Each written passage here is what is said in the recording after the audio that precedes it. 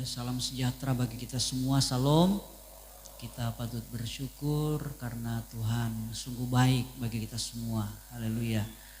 Kita patut bersyukur karena Dia adalah Bapa yang senantiasa memelihara dan menjaga kita. Puji Tuhan, Bapak Ibu Saudara sekalian, hari-hari ini adalah hari-hari di mana kita memperingati kebangkitan Kristus, atau bisa dikatakan ini adalah hari-hari sukacita karena kita memperingati kemenangan yang luar biasa, ya. Tuhan Yesus ketika Dia mati disalib, kuasa iblis bersorak-sorai, ya. Musuh-musuh dari Tuhan itu bersorak-sorai. Kalau saudara baca Alkitab, para imam-imam kepala yang menyalibkan Tuhan Yesus, mereka senang sudah karena sudah mati. Tetapi hari ketiga semua mereka dibungkam karena Tuhan Yesus bangkit kembali. Haleluya. Dan Dia hidup sampai hari ini. Dia ada di surga dan satu ketika kita percaya Dia akan kembali menjemput semua orang yang setia kepadanya untuk tinggal bersama-sama Tuhan di surga kekal selama-lamanya. Puji Tuhan. Nah, Bapak Ibu Saudara sekalian, memang saudara ketika Tuhan akan berpisah dengan murid-muridnya, itu terjadi sebuah kesedihan ketika Yesus mau naik ke surga. Tetapi Tuhan bilang begini, tidak usah bersedih, tidak usah takut. Saya akan menyertai kamu sampai akhir zaman. Artinya Tuhan akan menyertai kita, sudah, ya. Walaupun di dalam pengiringan kita kepada Tuhan seringkali kita mengalami up dan down, ya. Hidup kita seringkali naik, seringkali turun. Seringkali bersuka cita, seringkali bersedih, ya. Begitulah hidup di dunia ini. Tetapi janji firman Tuhan, Dia akan menyertai kita. Dia tidak akan meninggalkan kita. Itu sebabnya Raja Daud bilang, walaupun saya melewati lembah kekelaman, aku tidak takut bahaya. Karena gada dan tongkat itu berbicara tentang kuasa, ya, dan perlindungan dari Tuhan. Itu menyertai kita. Itu sebabnya Bapak Ibu Saudara sekalian, kalau hari-hari ini engkau sepertinya ada di dalam lembah kekelaman, saya mau bilang tidak perlu takut. Tuhan menyertai engkau. Haleluya. Nah, Bapak Ibu Saudara sekalian, itu sebabnya saat hari ini saya rindu kita akan belajar satu bagian firman Allah yang sangat penting, bagaimana supaya kita bisa mengalami kuasa Tuhan. Bagaimana supaya kita bisa mengalami pertolongan Tuhan yang ajaib, ya. Karena ada banyak orang Kristen yang penasaran untuk itu. Katanya Tuhan menyertai kita. Saya ini sudah babak belur dengan masalah. Masalah satu belum selesai, datang masalah satu lagi. Tetapi belum selesai-selesai juga sampai hari ini. Mana Tuhan? Ada yang suka bilang begitu, sudah. Nah, itu sebabnya saya rindu kita belajar hari ini. Bagaimana supaya kita mengalami kuasa Tuhan, ya? Karena ketika Tuhan berjanji, saya selalu ulang-ulang ini. Tuhan tidak pernah bohong dengan janjinya. Kalau Dia janji Dia menyertai, Dia akan membuktikan bahwa Dia benar-benar menyertai kita. Cuma seringkali kita tidak tahu bagaimana caranya supaya penyertaian Tuhan itu lewat kuasanya, lewat mujizatnya, lewat perlindungannya, itu kita alami. Kita tidak tahu seringkali caranya.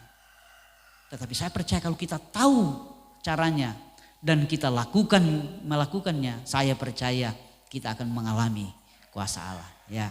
Itu sebabnya sebelum saya lanjut, saya rindu kita akan membacakan dulu beberapa ayat yang saya ambil di dalam kitab Filipi. Ini surat Rasul Paulus kepada jemaat yang ada di Filipi. Filipi pasal yang kedua.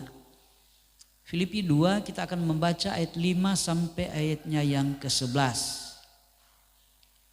Sekali lagi Filipi pasal 2 ayat 5 sampai ayatnya yang ke-11. Saya rindu kita akan bacakan bergantian ayat-ayat ini. Saya akan membacakan ayat 5, Bapak Ibu Saudara sekalian membaca ayat 6. Kita bergantian sampai ayatnya yang ke-11. Ayat 11 kita akan bacakan bersama-sama. Oke, saya akan mulai membaca ayat 5 dari Filipi pasal 2, berbunyi demikian. Hendaklah kamu dalam hidupmu bersama menaruh pikiran dan perasaan yang terdapat juga dalam Kristus Yesus.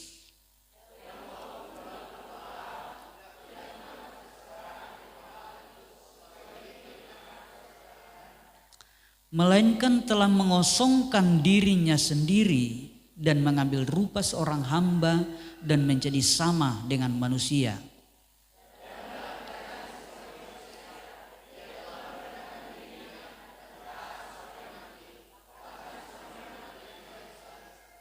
Itulah sebabnya Allah sangat meninggikan dia dan mengaruniakan kepadanya nama di atas segala nama.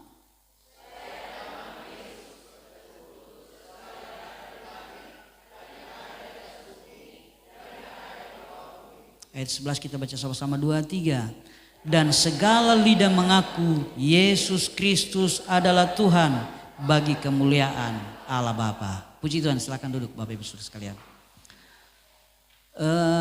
Ayat-ayat ini Rasul Paulus mengungkapkan bagaimana gaya hidup dari Yesus Kristus yang menjadi Tuhan yang kita sembah. Jadi Yesus Kristus itu dia adalah pribadi, dia adalah Allah, tetapi dia memberikan hidupnya atau dia rela menjadi manusia. Kenapa? Karena dia mengasihi kita semua. Jadi Tuhan Yesus dia adalah Allah. Dia memiliki segalanya. Ketika dia di surga, semuanya itu miliknya. Alam semesta ini punya dia. Dan dia hidup enak, saudara ya. Namanya juga pemilik alam semesta ya. Semua ada, semua tersedia. Dia di surga, dia dipuja, disembah oleh seluruh malaikat di surga. Tetapi karena dia mengasihi manusia, dia memberikan dirinya, dia menyerahkan hidupnya dan rela menjadi manusia. Agar supaya kita memperoleh keselamatan. Kita bisa kembali kepada Tuhan. Karena itu adalah satu-satunya jalan. Tidak ada jalan lain bagi manusia. Kecuali Yesus berkorban menjadi manusia dan mati di kayu salib. Ini yang Rasul Paulus sementara jelaskan kepada jemaat di Filipi. Bahwa Yesus berkorban itu bukan untuk dirinya sendiri. Kalau dia berpikir cuma diri sendiri, ngapain dia datang di dunia? Enak-enak di surga saja. Ada banyak yang sembah. Dia mau apa semua tersedia.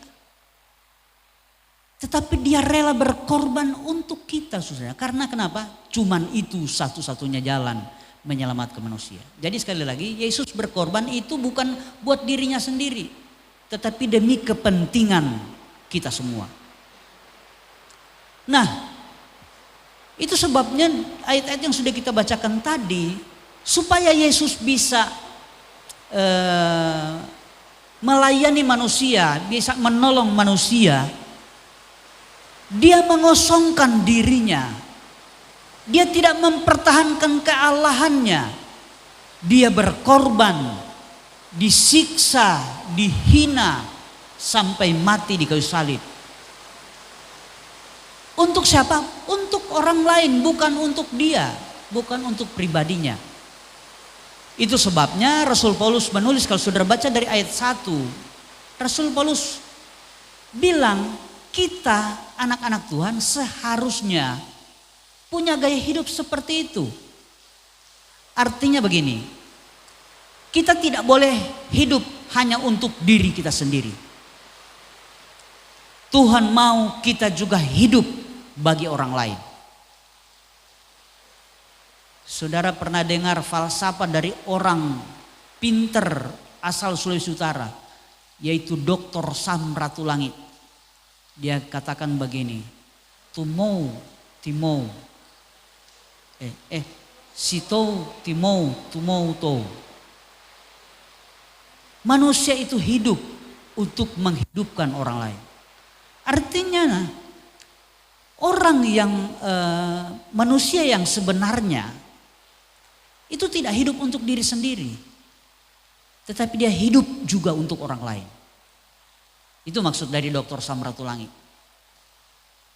Dan itu melewati sebuah perenungan yang mendalam, karena dia seorang doktor, dia adalah termasuk kalau rupa zaman sekarang saudara diperlombakan itu matematika, dia juara matematika, juara dunia matematika.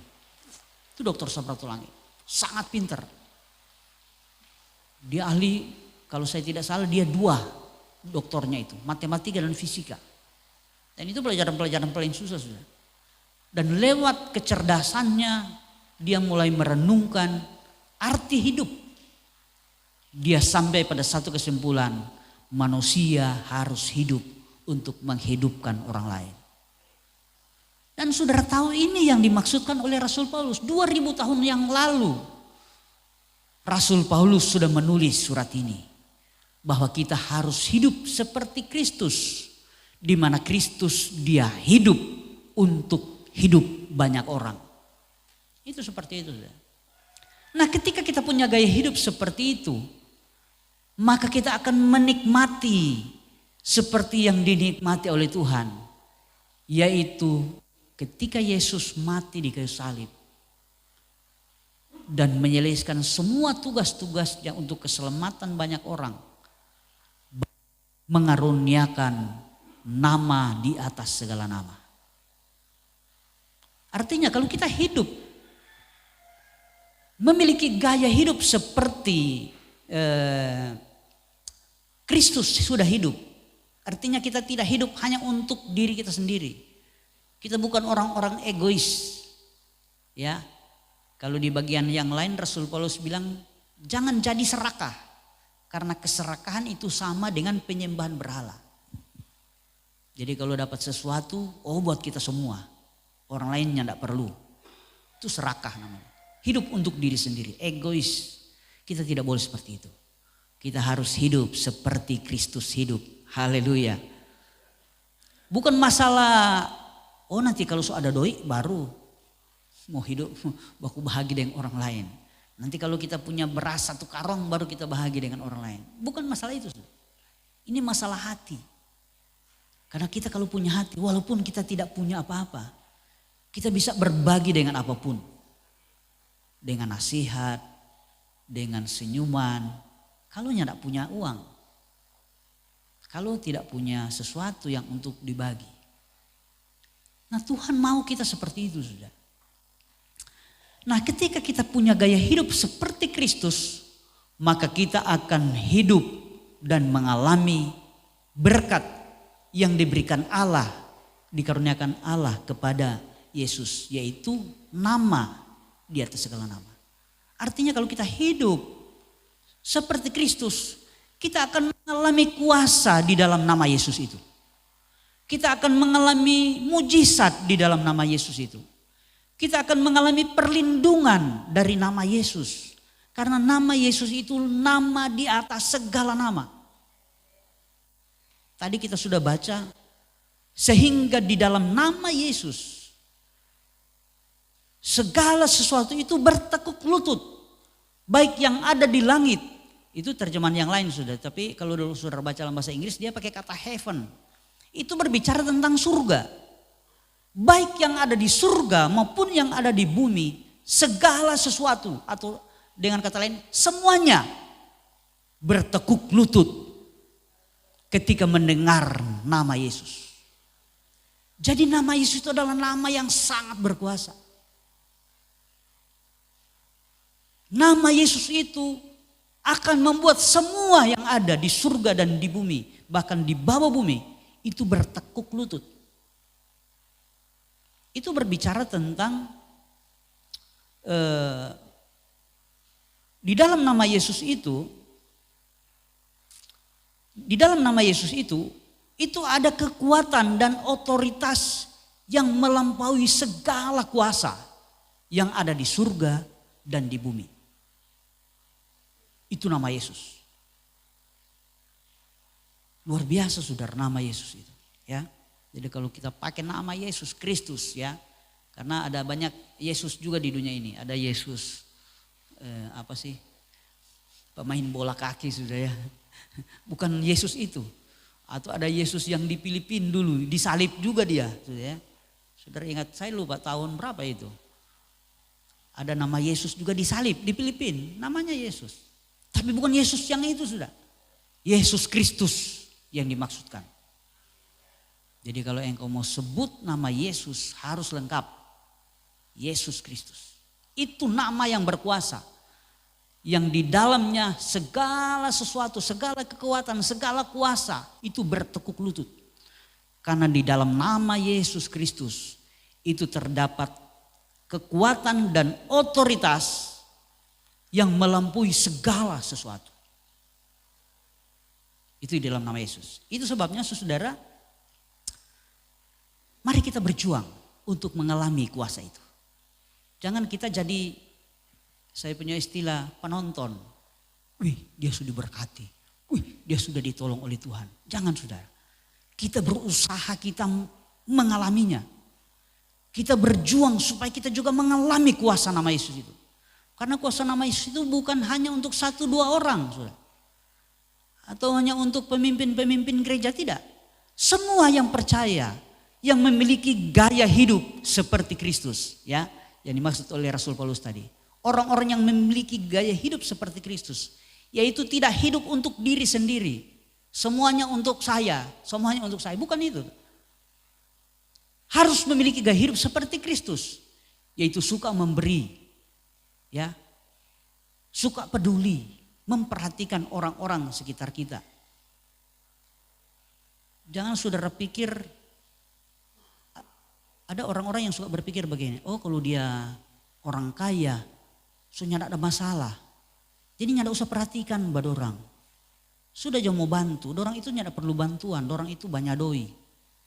Jangan salah saudara, justru semua manusia punya masalah. Saya mendapati banyak orang-orang kaya yang punya masalah.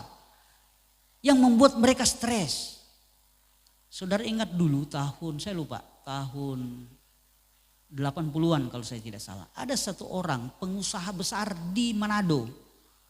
Dia punya angkot ya, waktu itu mikrolet baru keluar ya. Zaman dulu saudara tahu dulu itu angkutan kota di Manado itu Bemo saudara ya. Bemo. Kemudian beralih ke mikrolet yang biru-biru itu sudah ya.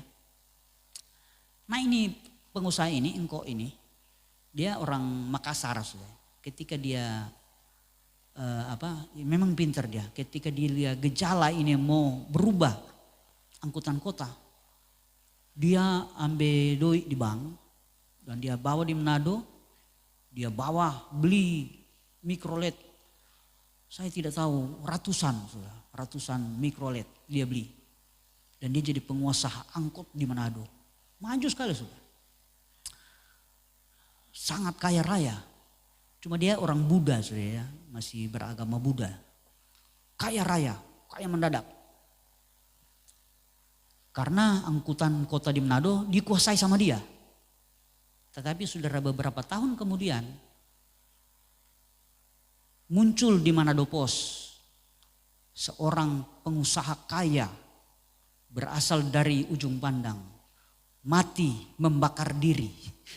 Saudara dia sirang DP badang, dia mandi dengan bensin dong, kon dia macis. Mati. DP istri ada di ujung pandang langsung terbang, DP anak datang. Mau bikin apa? So angus. Mati. Kenapa saudara? Bukan berarti orang kaya tidak ada masalah. Orang kaya juga banyak masalah. Seringkali kita punya sudut pandang yang lain. Kita pikir, oh kalau jadi kaya, sudah tidak ada masalah. Banyak orang kaya bunuh diri. Saudara tahu dulu Raja Onassis. Saudara pernah dengar ya Onassis? Dia adalah seorang raja kapal dunia. Karena waktu zaman Perang Dunia Kedua, itu dia menjadi pemasok minyak untuk kendaraan-kendaraan militer Amerika Serikat. Ya. Dan karena perang, semua bisnis di dunia waktu itu macet. Termasuk bisnis minyak. Nah, karena dia satu-satunya pemasok minyak di kendaraan-kendaraan militer waktu itu, saudara. Akhirnya bisnisnya yang berkembang, yang lain mati, dia berkembang, saudara. Akhirnya dia membeli banyak tanker-tanker yang sudah macet. Jadi ada pengusaha-pengusaha minyak lain yang sudah macet usahanya dan kapal-kapal tankernya itu sudah diparkir karena tidak beroperasi. Dibeli sama ini Onassis. Dibeli semua kapal-kapal di seluruh dunia dia beli. Amerika, di Eropa, di Inggris. Dia beli semua. Akhirnya dia punya kapal yang banyak. Ya. Sampai dia akan digelar menjadi raja kapal waktu itu. Dan dia menjelma menjadi orang kaya di dunia zaman itu. Tetapi saudara, ketika dia sudah kaya, orang pikir tidak ada masalah. Tiba-tiba saudara dia mau bunuh diri. Karena stres dengan kekayaannya yang begitu banyak. Dia tidak sanggup mengurus lagi. Karena di Eropa sudah ada anak buahnya yang main tidak benar. Di Inggris sudah ada yang kong kali kong. Di Amerika Selatan akhirnya dia pusing dan dia mau bunuh diri. Dia stres. Untung dia anaknya ketemu. Dia sudah beli pil obat penenang. Dia sudah beli beberapa botol dan dia sudah mau minum semuanya. Untung anaknya ketemu.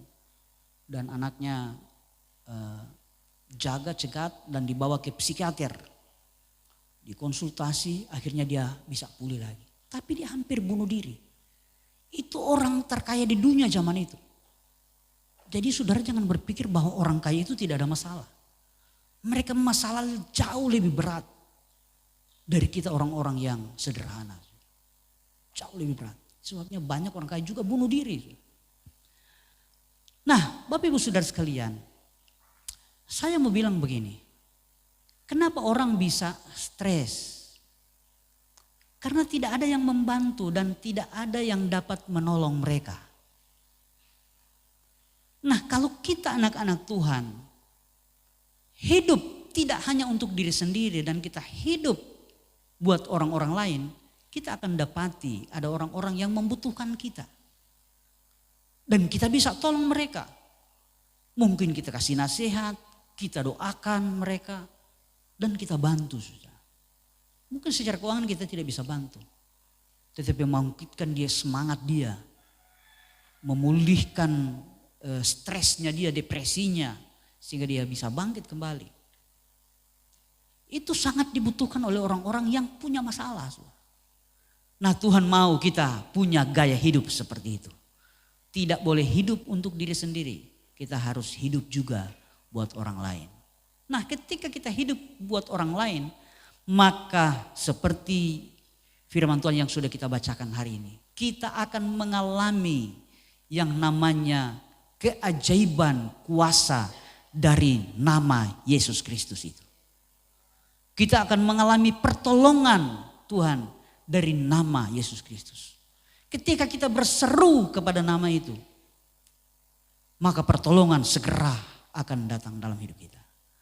Ketika kita berseru kepada nama itu, nama di atas segala nama, maka mujizat akan kita alami.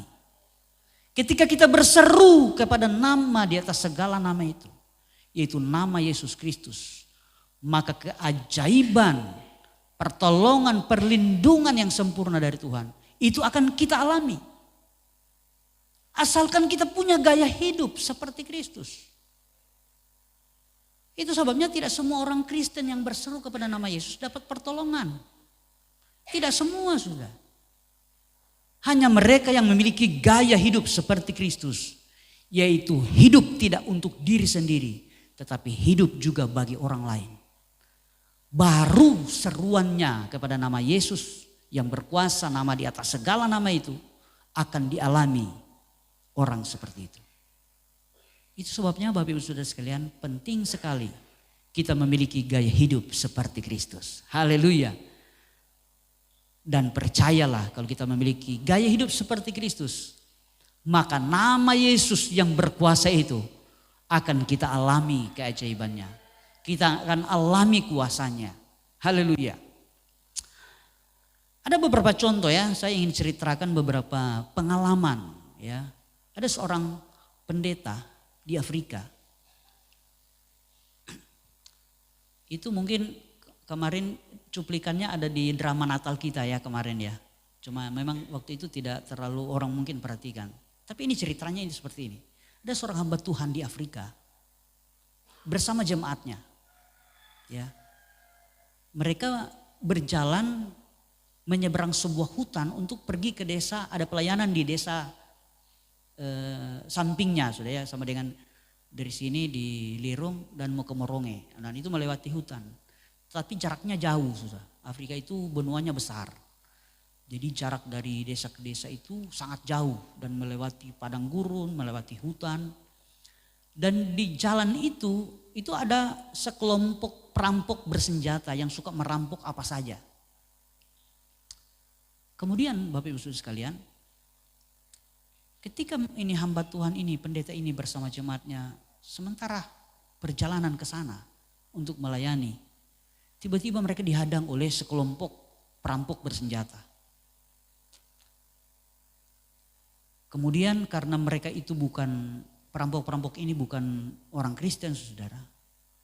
Itu mereka langsung mulai secara ekstrim ingin membunuh ketika ketahuan mereka itu adalah pendeta dan orang Kristen. Dan ketika mereka sudah menodongkan senjata, ini hamba Tuhan ini bersama jemaatnya langsung berdoa. Mereka langsung berseru, Yesus Kristus, Tuhan Yesus, tolong kami. Karena tadinya mereka mau merampok, tetapi ketika ketahuan pendeta dan tidak punya apa-apa, mereka akan bunuh sudah. Jadi mereka sudah siapkan senjata dan sudah menodongkan. Kemudian mereka mulai berseru. Ini hamba Tuhan ini berseru. Kemudian mereka mulai menyanyikan pujian. Mereka mulai menyembah Tuhan. Sementara mereka menyembah, tiba-tiba saudara, terdengar suara yang aneh, yang mengerikan. Dan didengar semua. Hamba Tuhan ini dengar, perampok-perampok itu juga mendengar. Dan ketika suara itu terjadi, ini para perampok akhirnya lari kocar-kacir. Mereka ketakutan dan mereka lari meninggalkan ini hamba Tuhan dan jemaatnya ini. Ketika mereka membuka mata, suara itu sudah tidak ada dan perampok-perampok itu sudah tidak ada lagi. Kenapa? Ketika mereka berseru ke nama yang berkuasa, nama yang memiliki otoritas atas segala kuasa yang di dunia ini. Maka Tuhan menolong mereka. Tuhan membela mereka. Kenapa? Karena nama Yesus itu adalah nama di atas segala nama. Haleluya. Isunya Bapak Ibu Saudara sekalian, kalau engkau mengalami persoalan, engkau mengalami masalah, mari berseru kepada Tuhan. Nama Yesus adalah nama di atas segala nama. Ketika mereka berseru, Tuhan menolong secara ajaib, saudara ya. Ada satu lagi, saudara. Ada seorang pria di Amerika Serikat bernama John, saudara ya. Dia tiba-tiba mengalami serangan jantung ya. Jadi ketika diperiksa oleh dokter, dia mengalami gagal jantung total. Jadi jantungnya sudah tidak bisa diperbaiki dengan cara apapun. Artinya tinggal mau kalau istilah sekarang kurang mau tunggu mau anfal. Kalau dia anfal sudah langsung habis. Dokter sudah periksa semua kondisinya. Dokter angkat tangan. Nah karena keluarganya tidak mau dia mati di rumah. Mereka bilang tunggu saja di rumah sakit. Dan karena sudah tidak ada harapan, mereka kasih tahu ke ini Bapak John ini. Pas dia tahu itu, shock dia. Hampir anfal, tapi untungnya tidak anfal. Tetapi dia adalah anak Tuhan yang setia. Dia adalah pribadi yang mengandalkan Tuhan. Dan dia belum suka mati sudah. Itu sebabnya dia langsung berdoa kepada Tuhan. Dia berdoa, Tuhan Yesus, tolong saya. Kemudian dia mulai melewati hari itu dengan penyembahan. Sepanjang hari sampai dia tertidur, dia menyembah kepada Tuhan. Dia sembah, dia tidak melakukan apa saja. Karena dia mau mati di dalam hadirat Tuhan. Itu keyakinannya. Tetapi dia sudah berdoa, dia tidak mau mati. Dia bilang, saya pengen hidup Tuhan. Masih ada banyak hal yang ingin saya kerjakan. Tetapi di tengah-tengah kondisi yang sudah putus asa, dia memperbaiki hubungannya dengan Tuhan. Agar supaya pikirnya kalau dia meninggal, dia bersama Tuhan. Dan dia mulai menyembah sepanjang hari. Sampai dia tertidur. Besoknya sama. Dia menyembah sampai dia tertidur. Hari yang ketiga dia masih hidup sudah. Belum anfal-anfal. Dia menyembah lagi. Dan malamnya, sementara dia menyembah sebelum dia tidur, dia merasa bahwa hadirat Allah itu sangat kuat. Dia merasakan hadirat Allah turun. Sehingga dia tidak bisa menahan dirinya. Dia mulai menyembah Tuhan. Dia sungguh-sungguh dia berdoa. Dia tidak bisa berhenti untuk menyembah Tuhan. Dia menyanyikan pujian. Dia sembah Tuhan. Dia sungguh-sungguh hadirat Allah. Sampai di satu titik saudara. Dia merasa ada sebuah energi yang sangat kuat. Yang mengalir di dalam tubuhnya. Dan ketika dia amin, dia merasa sakitnya sudah sembuh. Dia merasa so enak. Bernafas sudah lega, perasaannya sudah enak. Kemudian dia tidur. Besok paginya dia sampaikan kepada keluarganya bahwa dia mengalami peristiwa yang ajaib malam tadi. Dia merasa Tuhan sudah menyembuhkan dia. Kemudian keluarganya memanggil dokter. Dokter kasih biar sudah ya. Karena sudah ada harapan. 3 hari kasih biar di sal. Tunggu mati sudah.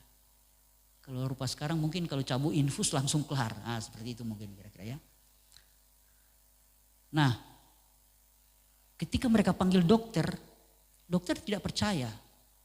Mereka bikin tes. Serangkaian tes jantung diadakan. Semua mulai dari EKG, rekam jantung, kemudian echo, treadmill dan lain sebagainya. Semua rangkaian menguji kesehatan jantung itu dilakukan. Setelah selesai, dokter heran dengan hasilnya. Ketika dilihat hasilnya, Bapak John ini sembuh total dari sakit jantungnya. Semua orang tidak tahu. Tetapi Bapak John ini bersaksi. Tuhan Yesus yang dia sembah, yang sudah menyembuhkan dia. Kenapa? Karena dia berseru kepada nama itu. Padahal dia cuma berdoa 1 kali dia bilang. Kemudian dia pasrah. Dia hanya berdoa 1 kali, kemudian dia menyembah dan pasrah kapan Tuhan mau panggil. Tetapi Tuhan itu, nama Yesus itu adalah nama yang berkuasa. Haleluya. Dia adalah nama di atas segala nama. Ketika kita berseru kepada nama itu, maka nama itu akan menghadirkan kuasa yang dahsyat. Karena di dalam nama Yesus Kristus ada otoritas atas segala kuasa yang ada di dunia ini. Sebenarnya Bapak Ibu Saudara sekalian, hari ini kalau engkau datang dengan berbagai macam masalah, mungkin engkau punya persoalan yang berat. Baik pribadi maupun keluarga. Atau usaha, pekerjaan, atau apapun. Rumah tangga. Atau mungkin ada keluarga yang lain yang mengalami masalah.